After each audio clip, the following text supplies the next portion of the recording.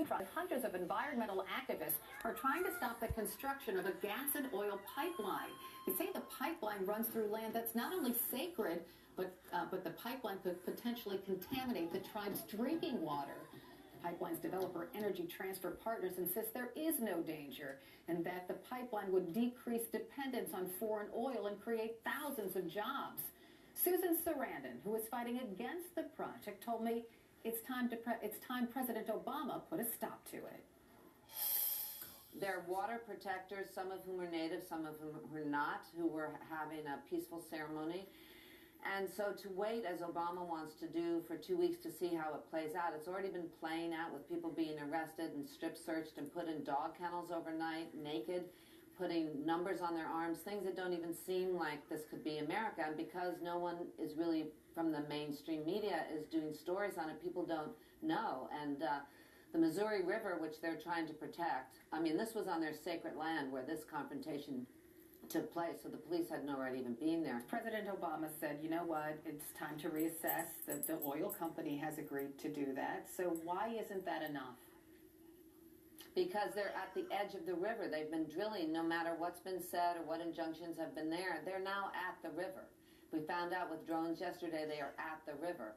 So it's not just a question of even stopping them here. They're ready to go under the river. There needs to be an environmental study, and he has to call for that environmental study before they continue to go under the river. What would you say to those people in the United States that say America ought to be energy independent, and this pipeline will help America achieve that? What would you say to them? Well, I would say you're absolutely right. We need to be independent, but the pipeline will not achieve that. There was just a huge explosion the other day in Alabama, just recently.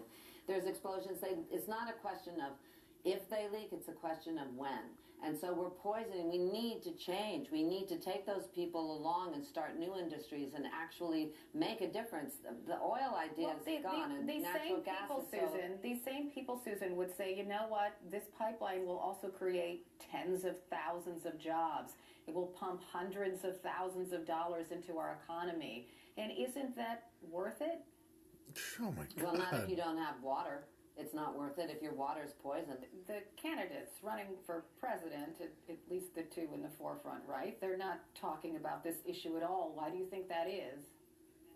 Because if you look at who supports their campaign and who's contributed to Hillary's campaign, it's every single one of these corporations and banks. From Goldman Sachs. She's a badass. So that's one of the problems. You're not going to hear anything from her.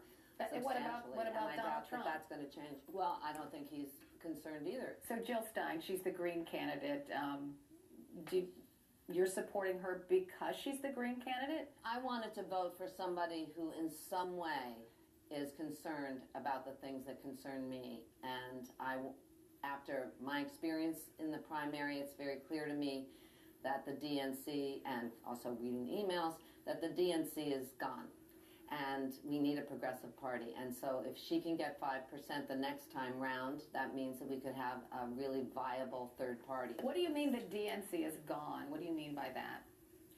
It's completely corrupt and in bed with every superdelegate is a lobbyist. And the way that the system is set up in terms of having superdelegates, that you could win a state and not get the delegates is crazy. Do you still hold admiration for Bernie Sanders? Since he is supporting Hillary Clinton now. Absolutely. Look, Bernie has said don't ever listen to me if I tell you how to vote. What he did was show people that they counted. He brought them hope. He's supporting a lot of candidates. It's very important to go to vote for the down the ticket. Most Americans think this election is one of the worst ever because they have these two candidates that are unlikable. Do you feel the same way? Yeah. I think that whether they're unlikable or not, they're untrustable.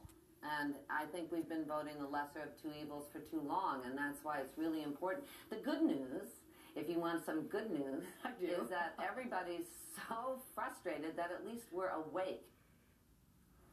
We certainly are paying attention, no doubt about that. Back to what's happening in North Dakota. President Obama did say the Army Corps of Engineers is trying to come up with a solution, but that could take time. Protesters want action now and say they will not leave until that pipeline is rerouted. I'll be right back. Minii Wachonii! Woo! Yeah! All right. That was cool. I like her a lot now.